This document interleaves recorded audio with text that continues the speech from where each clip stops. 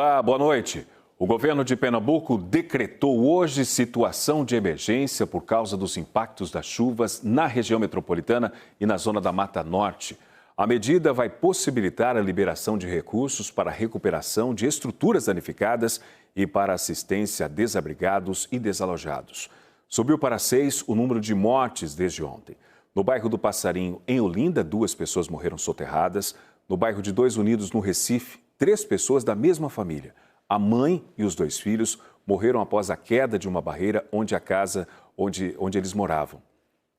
O pai, José Rodrigues da Silva Barbosa, de 28 anos, segue internado no Hospital da Restauração. A Ana Paula escutou os vizinhos pedindo ajuda depois que a casa na zona norte do Recife foi soterrada pela lama. A família, ficou toda, mas ele ficou a metade. Aí ele me ajuda, Paulinha, socorro, minha família, meus filhos desesperados. Eu disse, calma, a comunidade vai te ajudar. Todo mundo veio ajudar. Era uma ótima mãe. Jaqueline Soares da Silva, de 24 anos, e o filho, Riquelme Soares da Silva, de 6 anos, morreram no meio dos escombros. A filha mais nova, Maria Helena Soares da Silva, de 1 ano e 6 meses, chegou a ser levada para o hospital.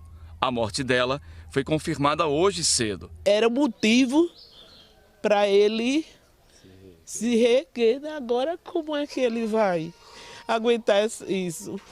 A gente quer família, não é família, é vizinho, está sofrendo. Cada pessoa que a gente resgatava era uma festa que a gente fazia, era uma vitória, a gente conseguiu. Deus deu força a gente para a gente suportar, né? A gente estava cansado, um pegava a enxada, tirava os barros, aí outro cansava, reservava, fazia aquele trabalho de formiguinha, né? Para tentar salvar aquele pessoal. E eu vou falar, é muito triste você ver uma pessoa ali debaixo do estômago e não poder fazer nada. Em Olinda, na região metropolitana, foram registradas mais 2 mortes. Uma jovem de 20 anos de idade e o filho dela, de 6 meses, morreram soterrados. Hoje, os técnicos da Defesa Civil passaram a manhã fazendo vistorias nas encostas e em áreas com risco de desabamento. No fim da manhã, voltou a chover forte na região metropolitana, mas agora a chuva está mais fraca aqui em Olinda. A Defesa Civil veio até o local do deslizamento de barreira ontem, colocou o plástico e pediu para os moradores não voltarem para as casas que estão interditadas. George conta que conseguiu resgatar o filho que ficou preso nos escombros depois que a lama invadiu a casa da família. Por mim, posso perder tudo aí, mas o meu filho foi o maior presente que eu tive desse ano.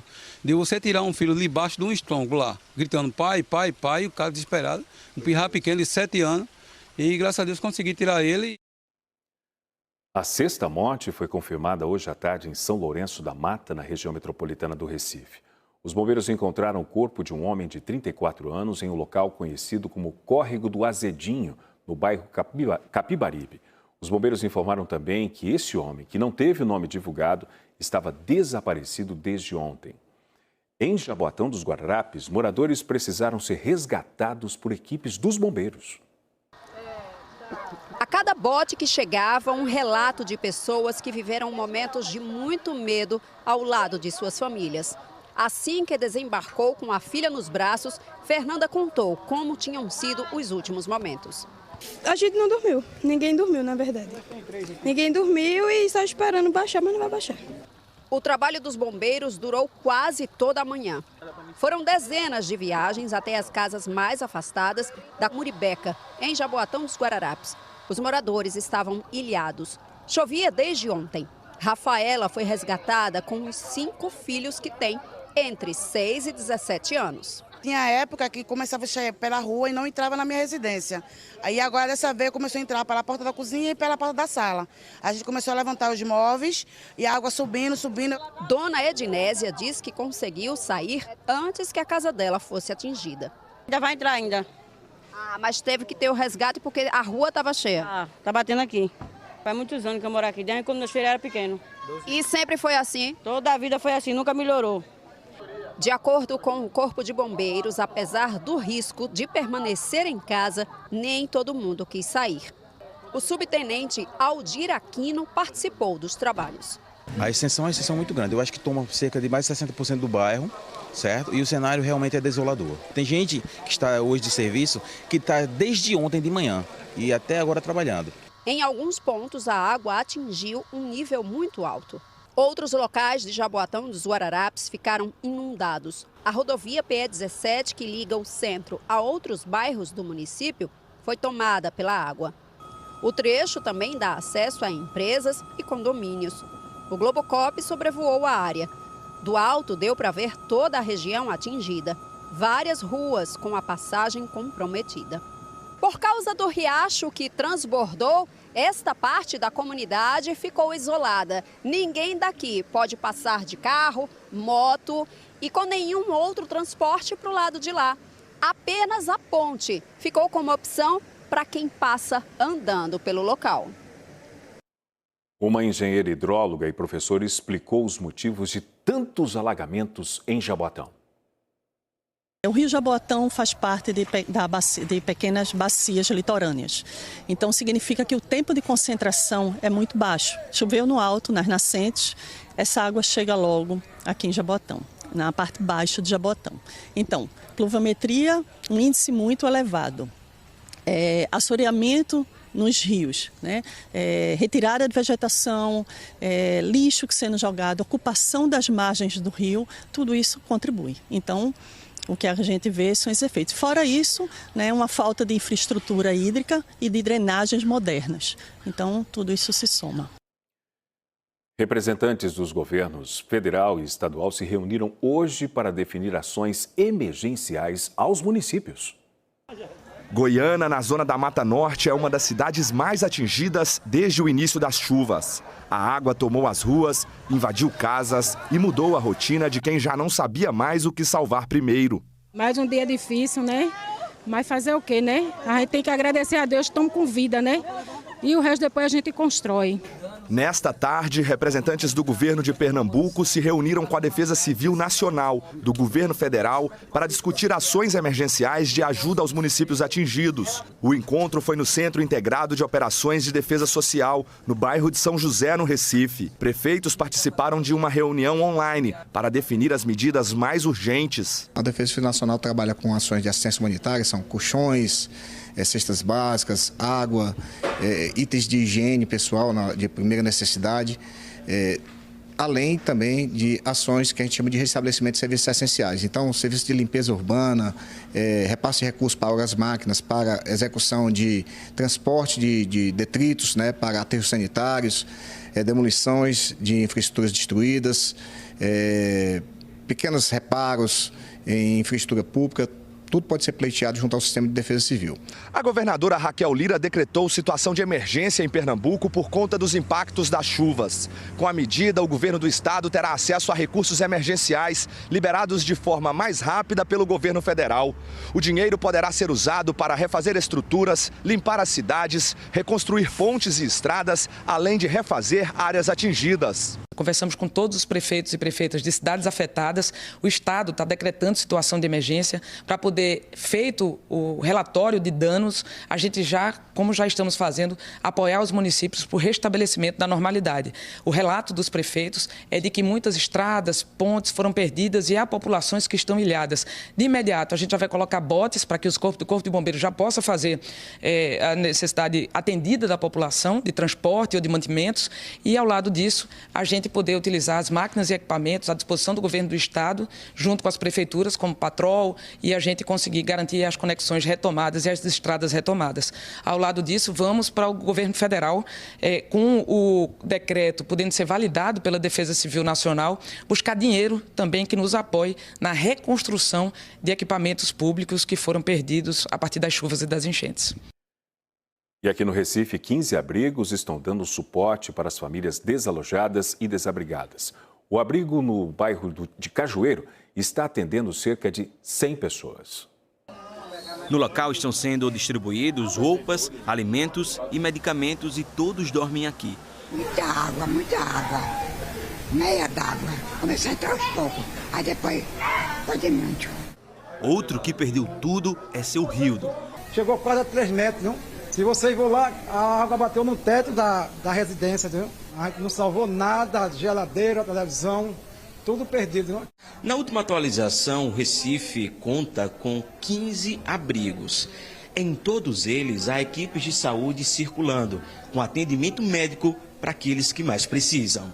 O medo de uma tragédia cresce entre os moradores das margens do rio Beberibe, que já não aguentam mais tanto sofrimento.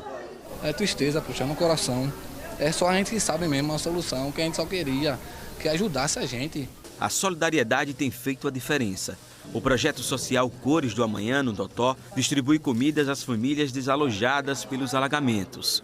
A gente está correndo para conseguir entregar 300 marmitas, mas são muitas áreas. Então a gente segue buscando socorro por alimento, doação de alimento, cobertor e agasalho, é o mais urgente.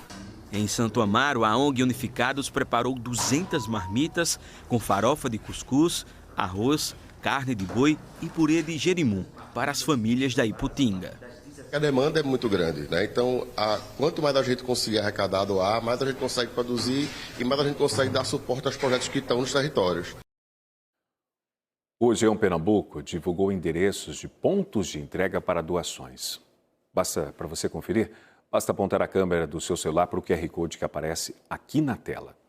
Em Jaboatão dos Guararapes, pelo menos 404 pessoas estão desabrigadas de acordo com a prefeitura da cidade. O repórter Mário Cavalli está em um desses locais que funcionam como abrigo e conversa com a gente agora ao vivo. Oi, Mário, boa noite para você.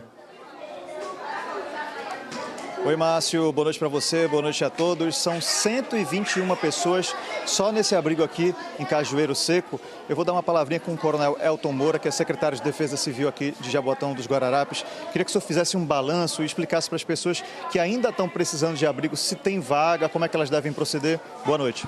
Boa noite, pessoal. Na verdade, Jaboatão dos Guararapes disponibilizou para esse período de chuvas, nesse momento, 5 abrigos, né? E nós estamos aqui no CRAS de Cajueiro Seco, onde nós estamos aqui com aproximadamente 120 pessoas.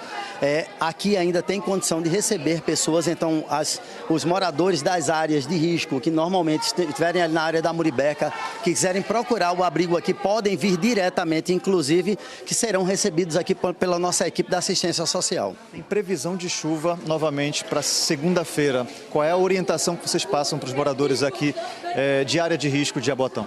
Na verdade, a Defesa Civil de Jaboatão, ela tem todo um mapeamento das áreas de risco. Por conta de já existir esse mapeamento, nós estamos monitorando no nosso centro de operações todas essas intercorrências atmosféricas e vamos passando à população as informações relativas aos avisos e os alertas. A população pode ficar tranquila. Amanhã nós não tem previsão de chuva para Jaboatão dos Guararapes, mas caso tenha algum tipo de mudança, a gente vai avisar e caso as pessoas precisem entrar em contato conosco, podem entrar através dos nossos telefones de emergência. Qual é o balanço que vocês fazem do trabalho de ontem para hoje? Olha, nós estamos nós tivemos, né, uma intensidade muito grande de chuva. Acontecendo na madrugada de antes de ontem para ontem, tivemos aproximadamente 220 milímetros dentro do município. E essa quantidade de chuva necessitou que a gente fizesse intercorrências e atendimentos diretamente. Coronel, muito obrigado. Daqui de Jaboatão dos Guararapes, a gente vai seguir agora para o Recife, para outro abrigo, onde está a repórter Camila Torres. Oi, Camila, boa noite. Oi, Mário, boa noite para você. São 29 abrigos no total no estado. A gente volta a mostrar aqui o de Cajueiro, onde estão mais de 100 pessoas. E a gente volta a dizer, pessoal, não está chovendo forte nesse momento, mas por causa do acumulado de chuva, as encoxas elas já estão encharcadas. Então, com qualquer chuva fina, o risco de novos deslizamentos aumenta. Nesse abrigo aqui, tem equipe de saúde à disposição para poder atender as pessoas. Eu vou conversar agora com Juliana Martins, ela que é secretária executiva de Atenção Básica de Saúde do Recife. Juliana, que tipo de atendimento nesse momento é mais necessário? Boa noite. Boa noite. A gente está fazendo transcrição das receitas, porque muitos perdem os seus medicamentos nesse momento. A gente também está fazendo os atendimentos de urgências, pequenas urgências que podem acontecer, como o pico hipertensivo, a questão do acompanhamento das gestantes. E também a gente fez a vacinação de todos que estão aqui no abrigo e também a questão de vermífugos, A gente está fazendo essa ação junto com eles. Muitas crianças também chegam agora, Muitas crianças, a gente tem muitas crianças aqui, as famílias, crianças, gestantes, idosos. Tá certo, Juliana, muito obrigada aqui pelas informações. Pessoal, nesses abrigos, as famílias encontram aquele suporte básico para poder passar esse momento aí de tanta tensão, né? As refeições ficam todas garantidas, são 6 ao longo do dia, as 3 principais e os lanches também, para que nesse momento mais importante, que é preservar a vida, a garantia seja dada. Márcio. Obrigado pelas informações, Camila. E logo depois do intervalo, vamos trazer os detalhes da previsão do tempo para as próximas horas e o domingo. O NE2 volta em instantes.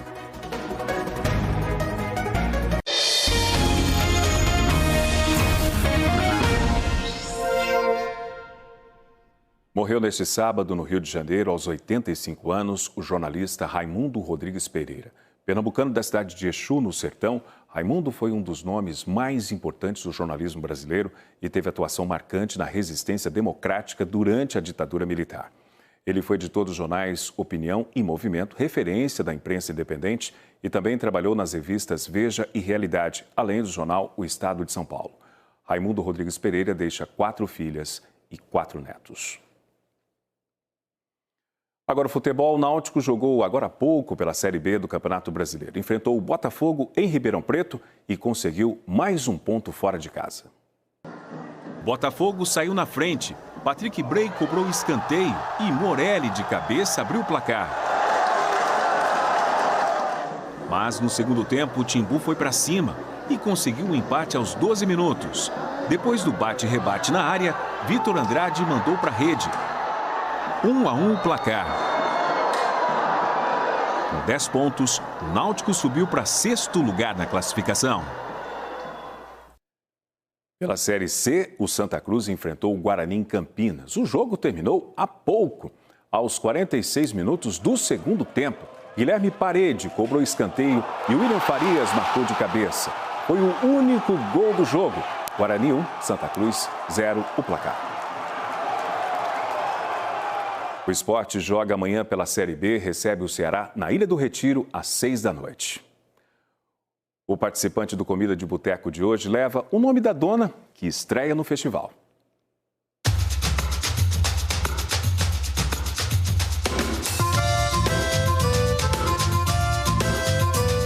Meu nome é Andréa Leixo, sou a proprietária do Dona Andréa Comida Regional. Fica aqui na Rua Aliança, em Apipucos. Fazia muita festa na minha casa e sempre chamava as amizades, e as amizades sempre diziam: tu não era para trabalhar com roupa, tu era para trabalhar com comida, porque tu na cozinha tu tira onda. Aí foi quando eu resolvi, pensei numa semana, na outra botei em prática. Desde 2018 comecei na beira do açude, aí quando chegou na época da pandemia eu resolvi alugar essa casa, porque lá não tinha mais condições, que estava crescendo muito e não tinha suporte. Comecei lá com 5 pessoas, hoje já trabalha comigo 18 famílias. E é daqui que eu tiro meu sustento e o sustento de todo mundo. A dificuldade de ser dona é se dar com aquelas pessoas que trabalham, porque a gente sempre tem que estar alinhando, sempre tem que estar vendo o que tem para fazer. As pessoas às vezes ficam de cara feia porque eu reclamo, mas assim, tem que ser no padrão. O que alegra é eu ver minha casa cheia, é muito grata as pessoas chegarem e dizer que gosta da comida, gosta do atendimento. O atendimento das meninas, que eu vejo que hoje eu não consigo mais levar o barco, tem que ter pessoas comigo. E só gratidão, né? É um prato que a gente vende muito e os clientes gostam muito. Aí eu resolvi colocar a caldeirada. E ela leva marisco, leva camarão, leva peixe, leva mexilhão, leva anel de lula e leva polvo. E todas as verduras verdes, cebola, coentro. E acompanha um vinagrete, acompanha uma farofa e um limão. E vencer a comida do boteco é gratificante, né? De estar participando com a equipe. Em primeiro lugar, a equipe tem que estar focada no que faz. E só gratidão. E comemorar, né?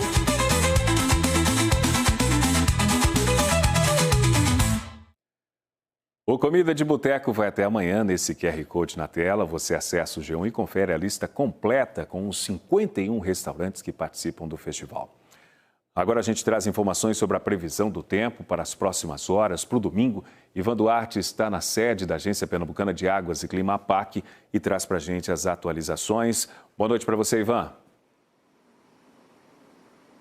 Oi, Márcio. Boa noite a você, boa noite a todos. A gente começa essa atualização falando sobre a situação dos rios aqui em Pernambuco. Eu estou ao lado de Romilson Ferreira, ele é meteorologista da APAC e nos ajuda nessa conversa. Qual é a situação atual dos rios? Romilson, boa noite. Boa noite, Márcio. A gente ainda tem alguns rios que estão em inundação, em Goiânia. Goiânia foi o local mais impactado com chuva, mas a gente já tem um tempinho, algumas horas, desde as maiores chuvas, os rios estão entrando na normalidade de inundação, então logo depois eles começam a baixar para o leito normal do rio.